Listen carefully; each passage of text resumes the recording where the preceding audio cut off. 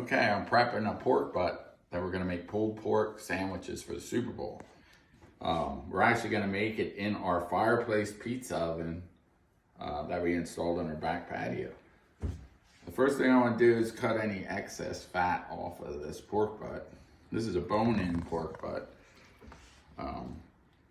which will work really good. Okay, took all the extra fat off of that. Now, what we're gonna do is use this gospel rub. But first we have to put some mustard on it.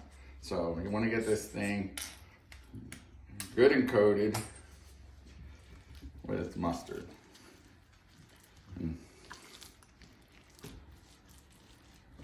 Just rub it all in there. I'm gonna make it our container a little messy here. I guess I can clean it off later. So now that we got all the mustard rubbed in there,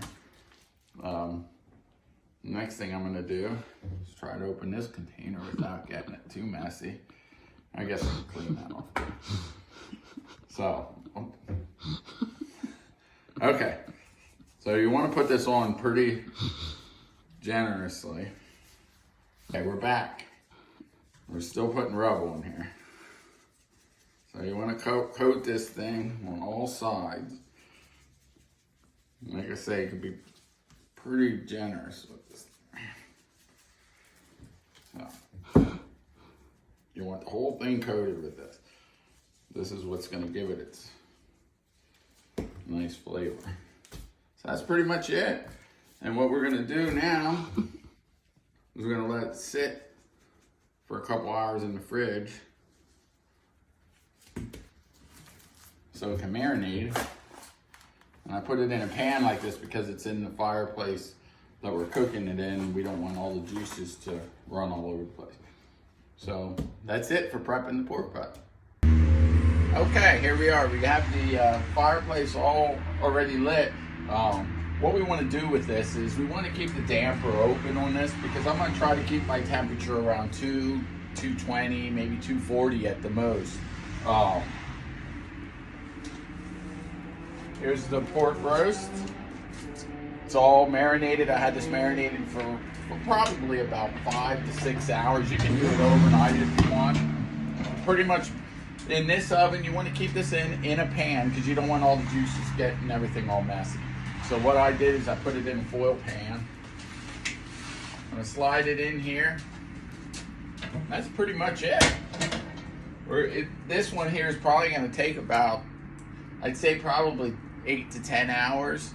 I'm doing it overnight, so it's ready for tomorrow. So I'll just check the fire every so often and just try to keep the temperature around 2 to 220, okay? I'll check in with you a little later. Well, it's morning time. It's been about 11 hours. What we're gonna do now is check it with our meat thermometer. And about half to 3/4 of the way through, I usually put a little bit of foil on so it doesn't have too much bark on it. I mean, I like the bark, but sometimes it gets a little too much. So let's test this with our meat thermometer.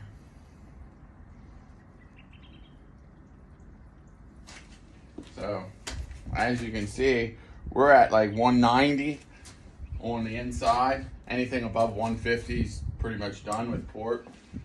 So we're gonna take this out. And there's gonna be, I can hear the juice in this. So be very careful taking this out. And there's our pork roast. It's gonna make awesome pulled pork sandwiches. Next, I'll show you, we're gonna let it cool and then we'll take it apart and make some sandwiches out of it. Okay, I have the pork butt or pulled pork all out here. It's all done. We just pulled it out of the oven here. I had it setting in there so it could cool down a little bit.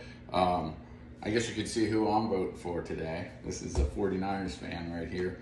But either way, just so it's a good game. But people are coming over a little later. I'm gonna get this going. What you wanna do is, you can see how nice this is. It just pulls all apart. What I like to do is take the bone out, like this. And you can see it's steaming. It's still a little warm.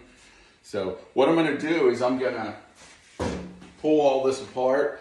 I did take the juice that was in here and put it in my, it's a fat separator. You put all the juice in it because we want to put that back in here, but we don't need to have all the oil. So this will separate and we'll put that back in when we're done.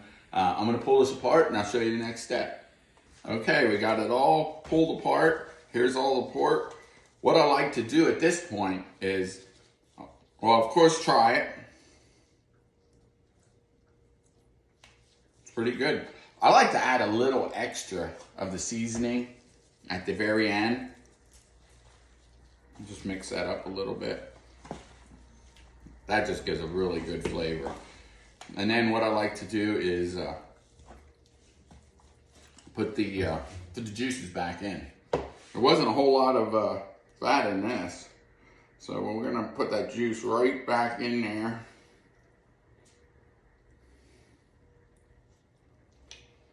It's good. And then give it one last mix. And look at all them burn ends. They call them burn ends, they're not actually burnt, but they're really good. That's the bark on it. That's pretty much it. Again, we did this in the fireplace pizza oven. This was an overnight thing. So if you're gonna plan on doing this overnight, set your alarm for every like hour and a half, 2 hours, so you can put more wood on the fire. I kept it just over 200 degrees. It took me about 11 hours to do this. But boy, it tastes great. So try it out. And what I'll do is I'll show you finished. I made homemade barbecue sauce. It's a sweet and spicy barbecue sauce. And I also made homemade coleslaw to go with this. So I'll show you a picture at the end of the sandwich. Okay, we'll see you next time. Okay, I'm gonna show you how to build one of these pulled pork sandwiches. First, homemade barbecue sauce, homemade coleslaw. It's a southern coleslaw, a little sweet. So what we did is we put it in a crock pot. Put a nice pile of pork on there. A little overboard. Then how I like to make them is I put the coleslaw right on top there, like that. You could do barbecue sauce before or after, whatever you like.